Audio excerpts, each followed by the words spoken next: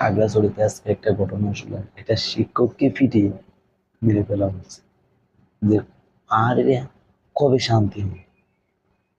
যে আওয়ামী লীগ সরকার যাওয়ার পর পরেই তারা উত্তেজিত হয়ে গেছে।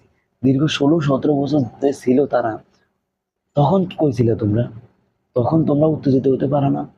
যে পাশের দেশেরা তোমাদের উস্কানিমূলক দিয়েছে, সেই উস্কানিমূলকে যে তোমরা বিটে ছাড়া হয়ে যেতে পারো, তোমরা কি এটা ভাবতেছো? যে এটা ভাবো যে কখনোই যে আমরা যদি যেভাবে উস্কেতেছে আমাদের ওইভাবে যদি আমরা উত্তেজিত হই, তখন যদি আমাদের থেকে দেশ থেকে ছেড়ে চলতে বলতে ছেড়ে যেতে হয়, তখন আমরা কি করবো? কই যাবো? ঘাটি ওটা নিয়ে যে পাহাড় তো এভাবেই ভাঙতেছে, তোমাদের কি কেউ জ্বালা দেবে না? তোমরা যেভাবে আছো পাহাড়ে ওইভাবে তো তোমরা দেশের মানুষ, দেশে থাকো, দেশের মানচিত্র তোমরা নাকি বলো যে তোমরা আলাদা হয়ে যাবে। দেশের মানচিত্র আলাদা তো দূরের কথা, দরকার হলে তোমরা অন্য দেশে চলে যাবে, দেশের মানচিত্র আলাদা হবে। আর পাহাড় তোমাদের লাগবে? পাহাড় কি তোমাদের বাপের কিনা? পাহাড় কি তোমাদের বাপেরা কেউ নিয়ে আসছে? তোমরা কোন দেশের থেকে না কোন দেশে আসতো বাংলাদেশে, সেই বাংলাদেশের মানচিত্র থেকে তোমরা আবার তোমাদের পাহাড় লাগবে বেটা? পাহাড় কি তোদের বাপের? তোর বাপেরা কিনে আসছে পাহাড়? যে পাহাড় নিয়ে আসছে এটা বাংলাদেশের মানচিত্র, তোরা এটা বুঝিস না কেন ভাই? আর তোরা তোদেরকে কি বোঝাবো? তোরা এটা বুঝলে তোরা বলবে চিং চাং চুং চাং চুং চাং, এটা কিন্তু তোদের ভাষা?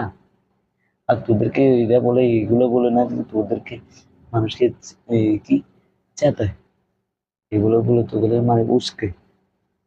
আমার কথা শুন শোন ভাই, ওরা যেভাবে আসে ওইভাবে আসে, শান্তি সভ্যতা পালাতে আমাদের দেশ পরিচালনা করছে অন্তর্বর্তীকালীন সরকার, ডক্টর ইউনূস। এই আওয়ামী লীগ তো আর আসবে না, বিএনপি আসতে পারে নির্বাচন হওয়ার পর, যে আবার ছাত্র শিবির, ছাত্র শিবির এবং ইসলামের শাসনতন্ত্র, ওরা আসতে পারে। কিন্তু তোমরা যে আশা নিয়ে পড়ে আছো, ওই আমরা উস্কানিমূলক দিলে আওয়ামী লীগ সরকার আবার ঢুকবে দাদার দেশ থেকে, এটা মাথা থেকে ফেলে দাও ভাই।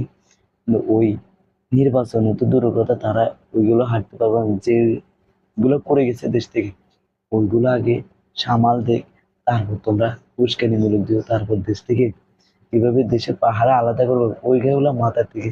হুম, এখন তোমরা দেশ থেকে যেভাবে আসছো ওইভাবে থাকো, দেশ পরিচালনা করতেছে সেভাবে করতে থাকো। বেশি বাড়াবাড়ি করলে কিন্তু পরে দেশ থেকে তারা তারা যাবে।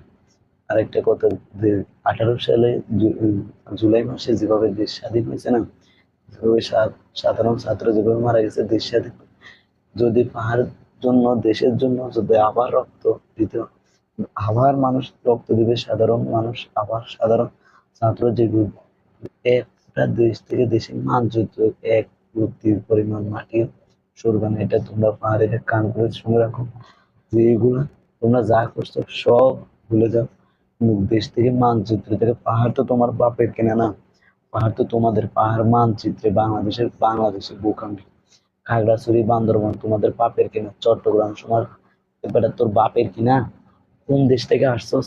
এখন পাহাড়ে তোদের স্থান দিছে, এবং তোদের সবকিছু তোদের আলাদা রাখবে, তোদের দেশ লাগবে, তোদের কি মন্ত্রী মিনিস্টার তোরা আলাদা রাখবে, সেনানিবাস সেনাবাহিনী ওইখান থেকে সরিয়ে ফেলবে। তোদেরকে এসব মাথা থেকে এটা পালা, দেশে যেভাবে আসে ওইভাবে থাক। বেশি বাড়াবাড়ি ভালো না কিন্তু, বেশি বাড়াবাড়ি করলে কিন্তু বিটি ছাড়া হতে হয়, এটা কিন্তু মাথাতে রাখবি ভাই।